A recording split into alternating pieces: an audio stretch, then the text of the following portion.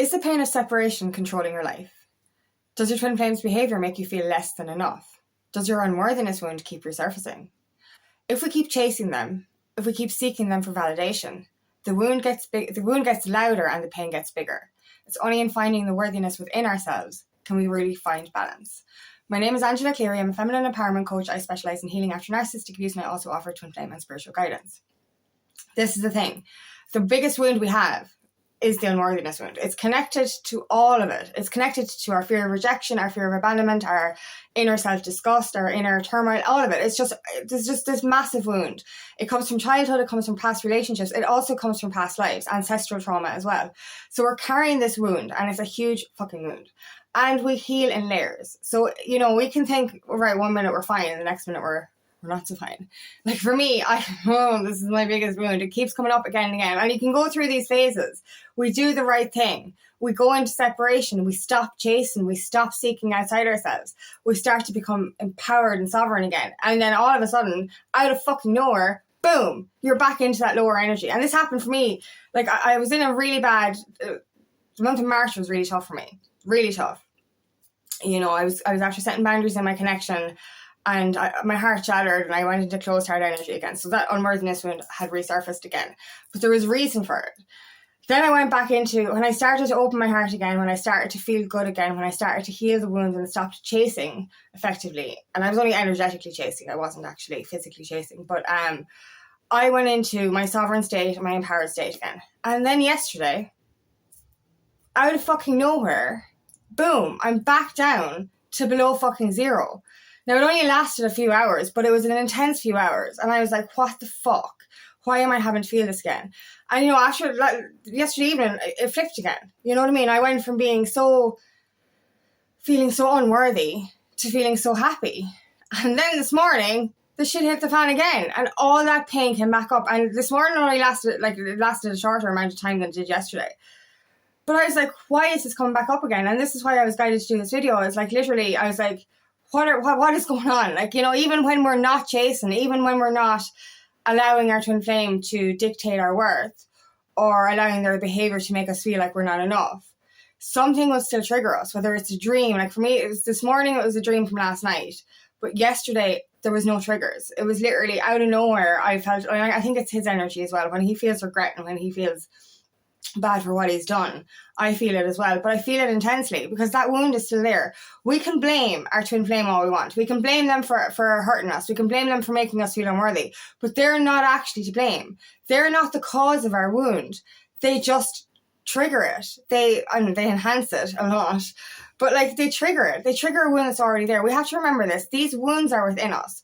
Our twin flame is our mirror. It shows us what we don't want to see as well as what we do want to see. And it shows us the deepest wounds that we have. It puts a mirror up to us and it makes us see how worthless we think we are. We're not worthless. We are worthy of love. We are born worthy of love. But we feel worthless. We feel unworthy. We feel disgusting. We feel whatever those feelings are. Because for me, I didn't even realize it until the month of March, the end of the month of March. It was like, I was going through my unworthiness wound again, and I realized there was a deeper layer. I knew there was a deeper layer because every time, right, as I said, we heal in layers, okay? So every time we heal a layer, the layer is smaller, but then gets bigger. Why that happens is the first layer is, I won't say easy because none of it's easy, but the first layer is the easiest because we're not strong enough to fucking do the hard work yet.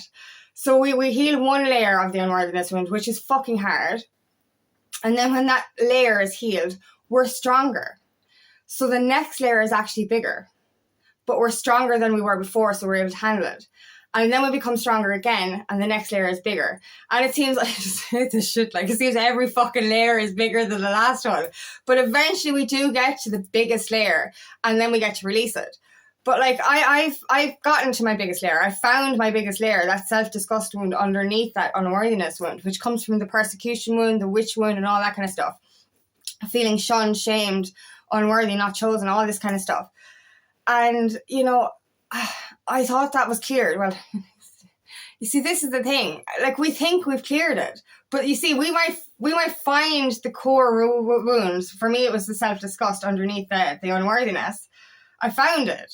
It doesn't mean I fucking healed it overnight. It means that I healed the first layer when I found it. And now I'm healing the next layer and the next layer. So that's why it resurfaces again. But you see, what the beauty of it, right? What I find as well is when we heal each layer might be harder, as in like deeper, more intense, but it's also shorter. Do you know, for me yesterday, I went into a really intense emotional state, very angry, very upset at how my twin flame had treated me. And that lasted a few hours, a good few hours, would say half the day. And then it flipped and I was like, what the fuck? Why don't I feel bad anymore? I feel great. And then this morning, I felt like fucking shit again, but it literally did only last a couple of hours because I got up at 4:30 and it's like 7 o'clock now. Between, I'd say by 6 o'clock, it was gone. So you know what I mean? Yesterday was a half day. This morning, it was like an hour and a half, which means even though it was intense, and it was really fucking intense, it was a really big bout of fucking intensity this morning. And this is the reason, I had a different video online for this morning, but like this came on so strong this morning for just an hour and a half that I was like, I have to talk about this again. And I'm always talking about the unworthiness wound, but it's our deepest wound and it keeps coming up over and over again. And the reason it keeps coming up is because we're literally allowing their behavior to dictate our worth. But we're seeking it outside ourselves. Do you know what I mean? We're seeking that validation. We think that, I've said this in my videos, like we think that if we get a text message from them, if we get communication from them, if we get anything from them, we're going to feel okay. But that's the wrong thing to do here, because the only way we're going to feel okay long term is by feeling it within ourselves.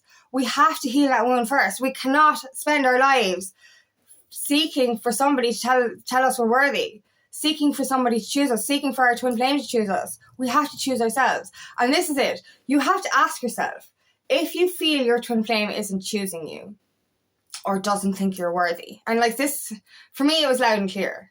Because of this heart that's setting the boundaries in March, he more or less, not in the actual words, but more or less said to me, you're not worth my time or energy.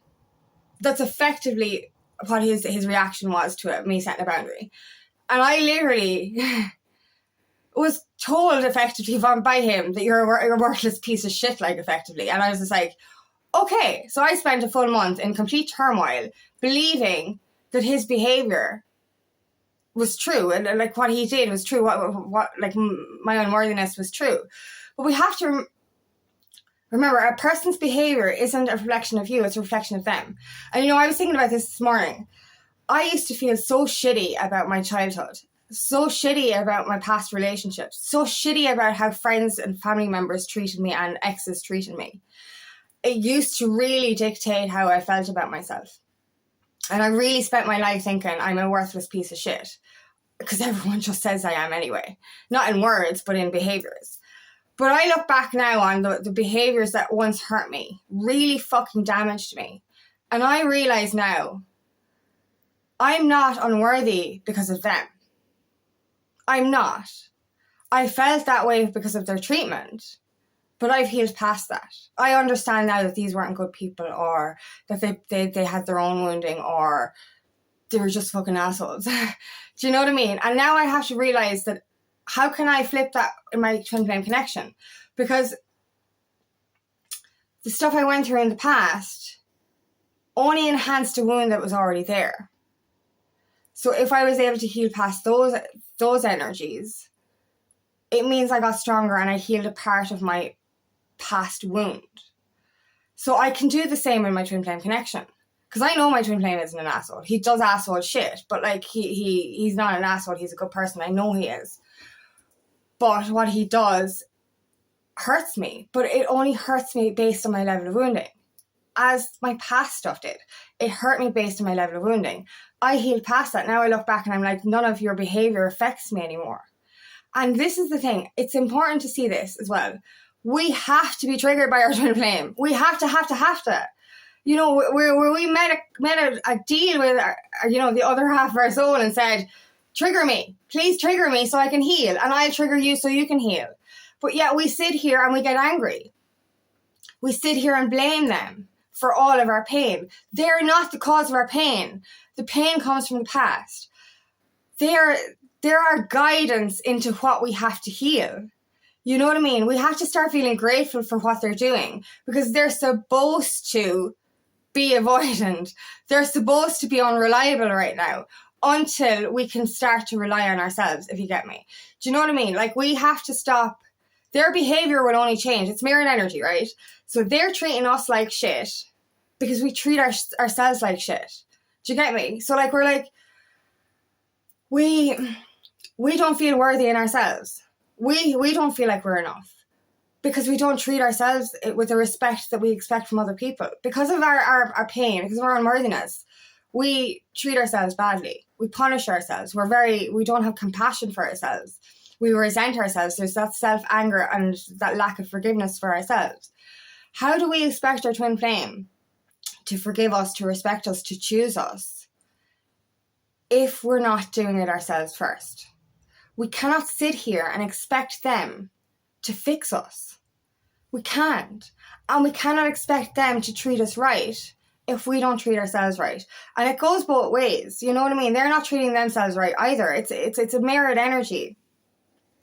And like, you know, if we want them to change, if we want them to treat us right or respect us, we have to do it ourselves first. They're showing us what we need to do within. How do we become sovereign? How do we heal that worth? We face it. We have to face it. You know, people are so quick to bottle things up, or we're so quick to avoid, and we think, oh, I'll be better if I just don't face it, if I don't look at it. You're carrying that shit around with you, and it's getting heavier and heavier and heavier. You know, we were afraid to face it, to feel it and release it, but like, you get to release it. If you face it and feel it, you get to say good luck. Bye. I don't have to deal with you anymore. And obviously, yes, we have to do the layers. But, you know, every layer, you're shedding more and more. So you're actually getting to release the wound. But the wound will only release if you stop chasing them or chasing validation. And as I said before, like, you know, you don't have to physically be texting your twin flame or calling your twin flame to be in chaser mode. If you're sitting there wondering where they are, wondering what they're doing, wondering when they'll text again, staring at your phone, wondering what they're, you know, or staring at their social media, that's chasing energy. You're literally sending energy towards them, and they're literally running a mile because they're like, oh my God, I can't handle this. Do you know what I mean? So like, we have to pull our energy back. Start treating ourselves with respect. Stop stalking their social media. Stop running after them. Because, like, you know, we're never going to get them to come back to us if we're not in a sovereign state, if we're not in an empowered state. We need to glow up. We need to feel good about ourselves, feel worthy of ourselves. And they will start to see our worth then as well.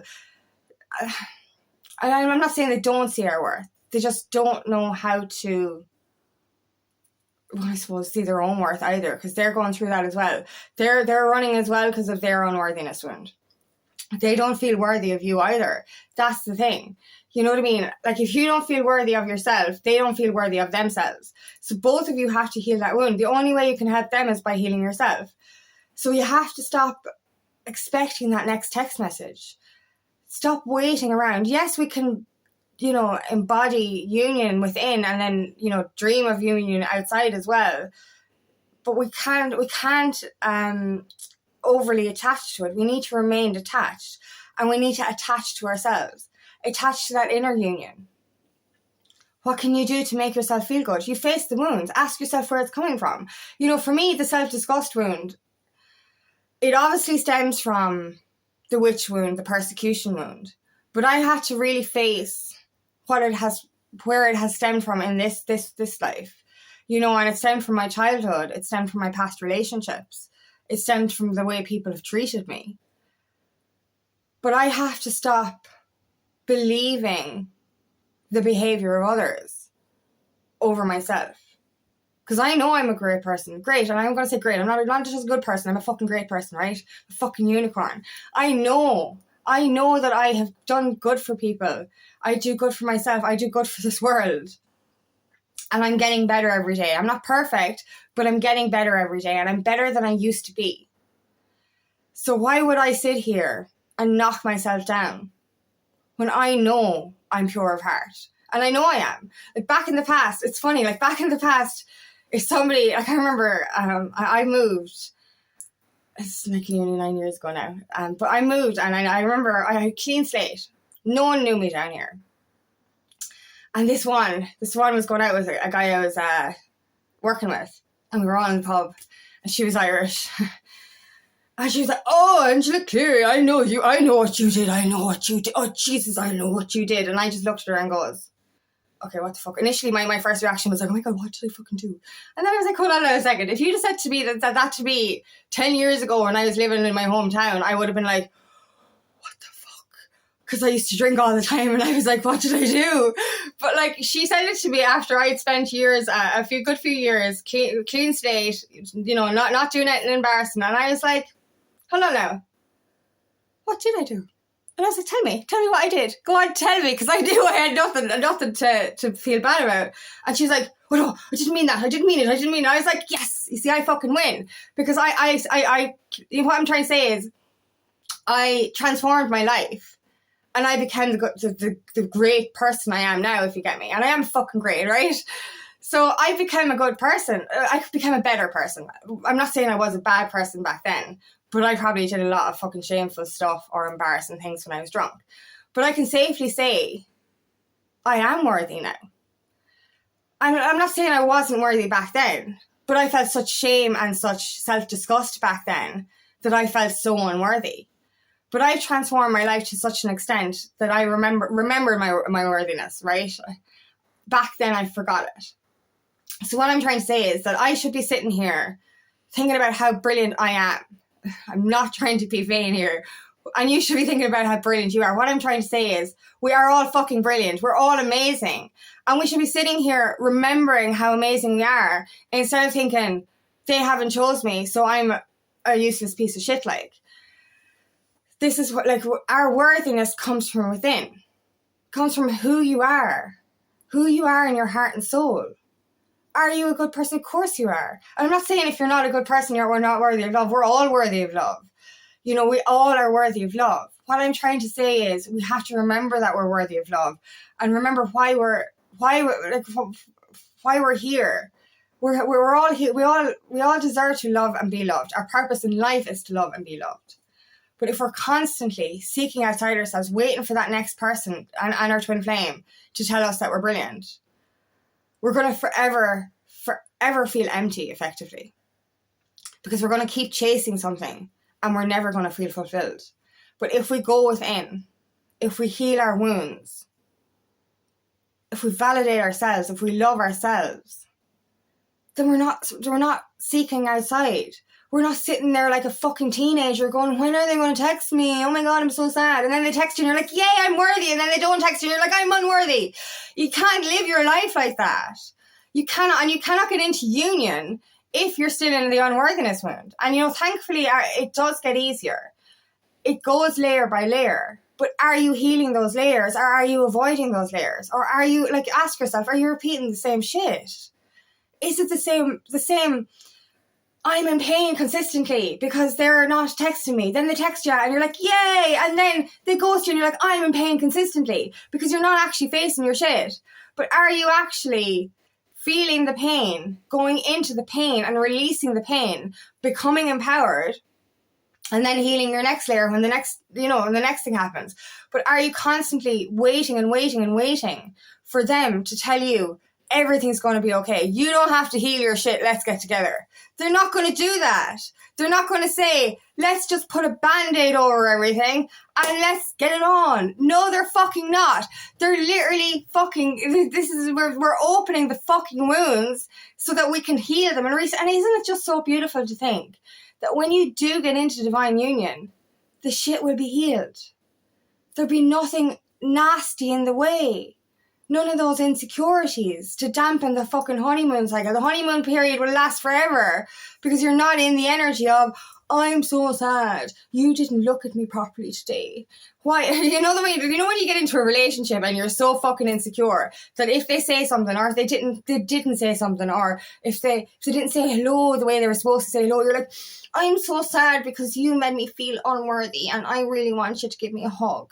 Do you know? And it's like, oh, grow up. Like, you know, I'm all for cuddles and I'm all for, like, you know, comforting each other when you're sad. But is your sadness based on your fucking unhealed inner child?